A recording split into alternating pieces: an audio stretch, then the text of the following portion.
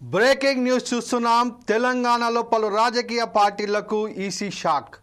గత 6 ఏళ్లుగా ఎలాంటి ఎన్నికల్లోనూ పోటీ చేయకుండా కేవలం రిజిస్టర్ పార్టీలుగా మాత్రమే కొనసాగుతున్న 13 పార్టీలకు షోకాజ్ నోటీసులు జారీ. పార్టీ గుర్తింపును ఎందుకు రద్దు చేయకూడదో స్పష్టమైన కారణాలతో వివరణ ఇవ్వాలని నోటీసుల్లో ఆదేశం. భారత ఎన్నికల సంఘం మార్గదర్శకాలకు అనుగుణంగా తెలంగాణ రాష్ట్రంలోని 13 గుర్తింపు లేని రాజకీయ పార్టీలకు సీఈఓ సుదర్శన్ రెడ్డి షోకాజ్ నోటీసులు జారీ చేశారు. ప్రజా ప్రాతినిధ్య చట్టం 1951లోని సెక్షన్ 29A ప్రకారం ఆర్యూపీపీలు గత 6 సంవత్సరాల్లో సాధారణ శాసనసభ లేదా ఉప ఎన్నికల్లో ఎలాంటి అభ్యర్థులను నిలబెట్టలేదు. దీంతో ఈ పార్టీలు చట్టంలో రూపొందించినట్లు వ్యవహరించకపోవడంతో ఇవి రాజకీయ పార్టీలుగా పని చేయలేదని తేలింది. ఈ నేపథ్యంలో ఈ 13 పార్టీలను రాజకీయ పార్టీల రిజిస్టర్ నుంచి తొలగించాలని ఈసీఐ ప్రతిపాదించింది.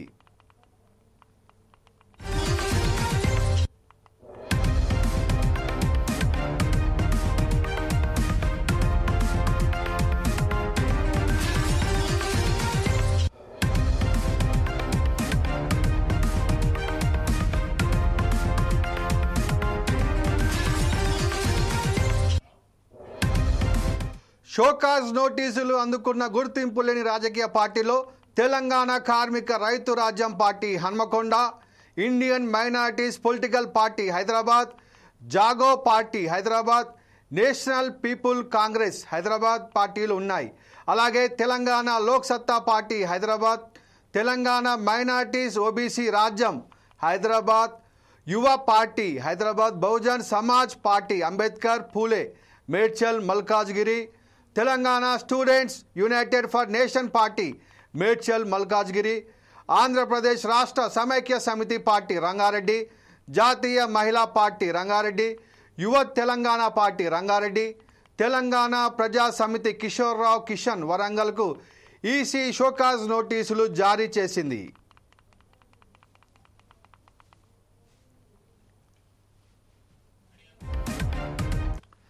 అయితే షోకాజ్ నోటీసులు అందుకున్న పార్టీలకు తమ వివరణ సమర్పించే అవకాశం కల్పించింది తెలంగాణ ఎన్నికల కమిషన్. జూలై 11 నాటికి షోకాజ్ నోటీసులపై వివరణ ఇవ్వాలని తెలిపింది. సహాయక పత్రాలతో పాటు పార్టీ అధ్యక్షుడు లేదా ప్రధాన కార్యదర్శి నుంచి అఫిడవిట్ సమర్పించాలని ఈసీ ఆదేశించింది. అంతేకాకుండా జూలై 15న విచారణకు హాజరు కావాలని సూచించింది. పార్టీ అధ్యక్షుడు, ప్రధాన కార్యదర్శి లేదా పార్టీకి చెందిన ప్రతినిధి తప్పనిసరిగా హాజరు కావాలని వెల్లడించింది. ఆయా పార్టీల నుంచి వివరణ స్వీకరించిన తర్వాత వాటి గుర్తింపును రద్దు చేయాలా వద్దా అనే దానిపై స్పష్టమైన సిఫార్సులతో కూడిన నివేదికను ఈ నెల 10వ తేదీలోగా సమర్పించాలని ఈసీ స్పష్టం చేసింది. తమ నోటీసులకు స్పందించకపోయినా, విచారణకు రాకపోయినా ఈసీఐ మార్గదర్శకాల ప్రకారం తదుపరి చర్యలు తీసుకుంటామని తెలంగాణ ముఖ్య ఎన్నికల అధికారి సుదర్శన్ రెడ్డి హెచ్చరించారు.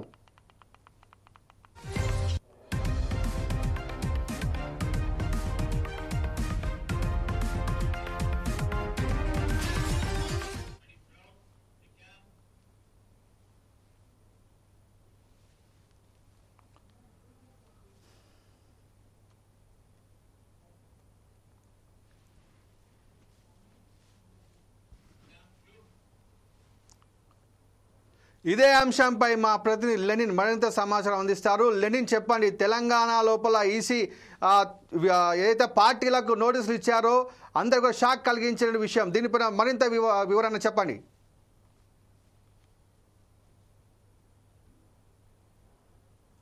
భారత ఎన్నికల సంఘం మార్గదర్శకాలకు అనుకూలంగా రాష్ట్ర ముఖ్య ఎన్నికల అధికారి సుదర్శన్ రెడ్డి అయితే షోకాజ్ నోటీసులు జారీ చేశారు. ప్రజా ప్రాతినిధ్య చట్టం 1951లోని సెక్షన్ 29A ప్రకారము రాజకీయ పార్టీ రిజిస్ట్రేషన్ ఎన్నికల్లో పాల్గొనడానికి ఉద్దేశించబడింది. అయితే ఈ ఈసీఐ రికార్డుల ప్రకారం ఈ ఏదైతే గత 6 సంవత్సరాల్లో సాధారణ శాసనసభ లేదా ఉప ఎన్నికల్లో ఎటువంటి అభ్యర్థులను నిలబెట్టలేదు. దీంతో ఈ పార్టీల చట్టము ఆశించిన విధంగా రాజకీయ పార్టీలుగా పనిచేయలేదని చెప్పేసి కూడా తెలిపింది. ఈ నేపథ్యంలో ఈ పార్టీలను రాజకీయ పార్టీల రిజిస్ట్రేషన్ నుంచి తొలగించాలని ఈసీఐ అయితే ప్రతిపాదిస్తుంది. అయితే అటువంటి చర్యలకు ముందు సదర్ పార్టీలకు తమ వివరణ ఏదైతే సమర్పించే అవకాశం అయితే కల్పించారు. ఈ షోకాజ్ నోటీసులు జూలై 11 నాటికైతే రాతపూర్వక వివరణ, సహాయక పత్రాలు పార్టీ అధ్యక్షులు లేదా ప్రధాన కార్యదర్శి నుంచి అఫిడవిట్ సమర్పించాలని చెప్పేసి కూడా ఆదించారు. అంతేగాక జూలై 15న విచారణకు హాజరు కావాలని చెప్పేసి పార్టీ అధ్యక్షులు, ప్రధాన కార్యదర్శి తప్పనిసరిగా హాజరు కావాలని చెప్పేసి కూడా సూచించారు. అయితే మనం చూసుకున్నట్లయితే షోకాజ్ నోటీసులు అందుకున్న గుర్తింపు లేని రాజకీయ పార్టీల్లో తెలంగాణ కార్మిక రైతు రాజ్యం పార్టీ హన్మకొండ, ఏదైతే Indian minorities political party Hyderabad, Jago party Hyderabad, national people's congress Hyderabad పార్టీలు అయితే ఉన్నాయి. అలాగే తెలంగాణలో Lok Satta party Hyderabad, Telangana minorities BBC ఏదైతే OBC Rajyam Hyderabad, Yuva party Hyderabad, Bahujana Samaj party ఏదైతే అంబేద్కర్ పూలే మేడ్చల్ మల్కాజ్గిరి, తెలంగాణ స్టూడెంట్స్ ఏదైతే united front nation party Medchal Malkajgiri, Andhra Pradesh Rashtra Samaikya సమితి రంగారెడ్డి, జాతీయ మహిళా పార్టీ రంగారెడ్డి, యువ తెలంగాణ పార్టీ రంగారెడ్డి, తెలంగాణ ప్రజా సమితి ఏదైతే అలానే వరంగల్. ఈసీ అయితే ఈ పార్టీలకైతే షోకాజ్ నోటీసులు అయితే జారీ చేసింది. అయితే షోకాజ్ నోటీసులు అందుకున్న పార్టీలకు తమ వివరణ సమర్పించే అవకాశం అయితే కల్పించింది. ఈ నెల 11 నాటికైతే వివరణ ఇవ్వాలని చెప్పేసి కూడా కోరడం జరిగింది. అయితే ఏదైతే ఈసీ ఇచ్చినటువంటి 13 పార్టీలు ఏవైతే ఉన్నాయో దానికి సంబంధించినటువంటి ప్రధాన కార్యదర్శులు, అధ్యక్షులు అయితే ఈసీకి అయితే వివరణ ఇవ్వాలని చెప్పేసి కూడా స్పష్టం చేసింది. ప్రసన్న లెనిన్ ఏదైతే ఇప్పుడు నోటీసులు అందజేశారో, ఇప్పుడు రానున్నటువంటి లోకల్ బాడీ ఎలక్షన్స్, మున్సిపల్ కానివ్వండి, కార్పొరేషన్ కానివ్వండి, జెడ్పీటీసీ, ఎంపీటీసీ లోపల ఈ పార్టీలు పోటీ చేసే అవకాశం అని ఉంటుందా, లేకపోతే ఈ పార్టీలను పూర్తిగా మూసేసినట్టు అనుకోవచ్చా లెనిన్?